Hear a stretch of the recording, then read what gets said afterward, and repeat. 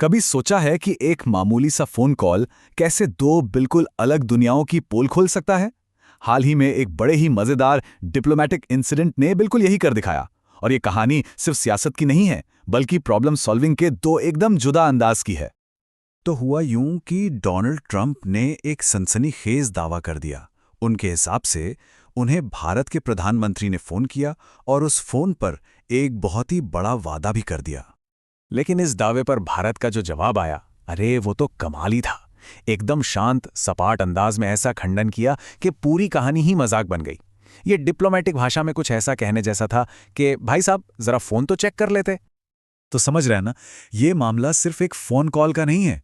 ये असल में काम करने की दो बिल्कुल अलग अलग फिलॉसफीज की टक्कर है। एक तरफ है टॉप डाउन ब्यूरोक्रेसी और दूसरी तरफ है जमीनी स्तर की वो प्रतिभा जिसे हम सब जानते हैं। और इसी दूसरी फिलॉसफी के दिल में बसता है जुगाड़। ये सिर्फ एक शब्द नहीं है, ये तो जीने का एक तरीका है।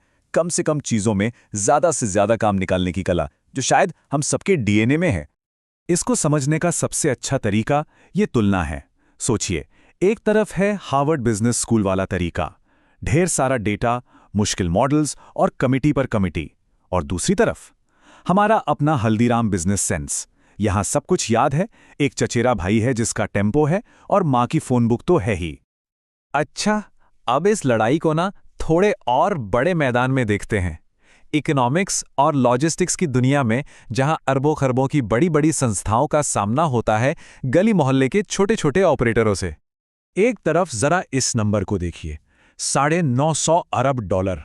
पता ये क्या है? ये अमेरिकी रक्षा विभाग यानी पेंटागन का सिर्फ एक साल का बजट है। जरा इसका स्केल सोचकर देखिए। और अब देखिए इस नंबर को, सिर्फ $200। ये दिल्ली की एक सब्जी मंडी में एक विक्रेता के दिन भर की जी तोड़ मेहनत के बाद की बचत है। जब इन दोनों नंबरों को एक साथ रखते हैं ना, तभी पूरी कहानी साफ हो जाती है। और ये टेबल तो जैसे दूध का दूध और पानी का पानी कर देती है। इससे साफ है कि ज्यादा पैसा मतलब ज्यादा एफिशिएंसी नहीं होता भाई। पेंटागन, जिसके पास हजारों सलाहकार हैं, वो 5 साल से अपना ऑडिट पास नहीं कर पाया। और रमेशन कंपनी 100% सक्सेस रेट, क्योंकि ऑडिट करने वाली एक ही हैं, उनकी पत्नी। तो ये जादू होता कैसे है? देखिए, अमेरिका की सप्लाई चेन चलती है आर्टिफिशियल इंटेलिजेंस पर, और भारत की वो चलती है आर्टिफिशियल इंटेलिजेंस पर। ये वो इंसानी नेटवर्क है जो रिश्तों और सूझबूझ पर काम करता है। कौन सी आंटी को क्या चाहिए, ये एआई नहीं, दूसरी आंटी ही बेहतर बता सकती है। जैसा कि प्रोफेसर गुप्ता ने मजाक में कहा है, भारतीय किराने वाले ने रियल टाइम डेटा के बिना रियल टाइम लॉजिस्टिक्स हासिल कर लिया है।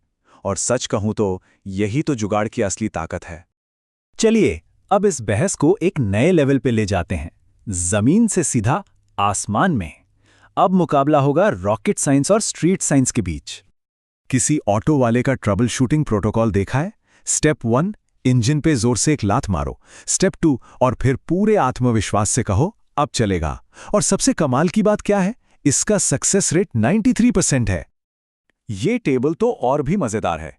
एक तरफ MIT से PhD, दूसरी तरफ जिंदगी से PhD। एक को चाहिए $25 मिलियन का बजट, दूसरे का काम ₹25 में हो जाता है।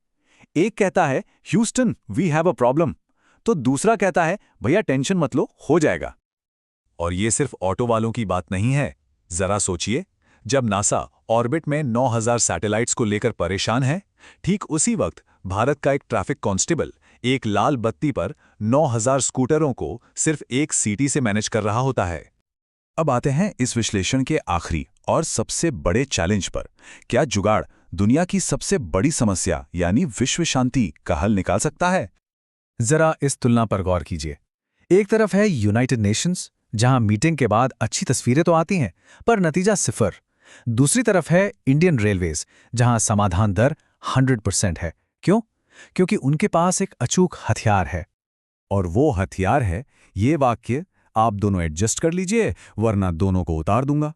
कोई बहस नहीं, कोई वीटो नहीं, सीधा समाधान। शायद दुनिया के बड़े बड़े डिप्लोमैट्स को ये सीखने की जरूरत है। और ये कोई मजाक की बात नहीं है। इंडियन रेलवेज हर रोज 23 करोड़ लोगों, 10 करोड़ ईगोज और बीच वाली बर्न्स को लेकर होने वाले 5 करोड़ झगड़ों के बीच शांति स्थापित करता है। ये तो दुनिया की सबसे बड़ी पीस कीपिंग फोर्स है। तो इस सब का मतलब क्या है? क्या सब्जी वालों को पेंटागन चलाना चाहिए? नहीं, बिल्कुल नहीं। इसका असली मतलब ये है कि हमें मितव्ययता यानी फ्रुगैलिटी, एडैप्टेबिलिटी और इंसान पर आधारित इंजीन्यूइटी की कीमत को समझना और सेलिब्रेट करना चाहिए। और आखिर में ये एक सवाल, जब हमारे सामने बड़ी बड़ी नामुमकिन लगने वाली समस्याएं आती हैं, तो क्या हमें एक और भी बड़ा सुपर कंप्यूटर बनाना चाहिए, या फिर किसी ऐसे को ढूंढना चाहिए जिसके पास एक बेहतर सीटी हो?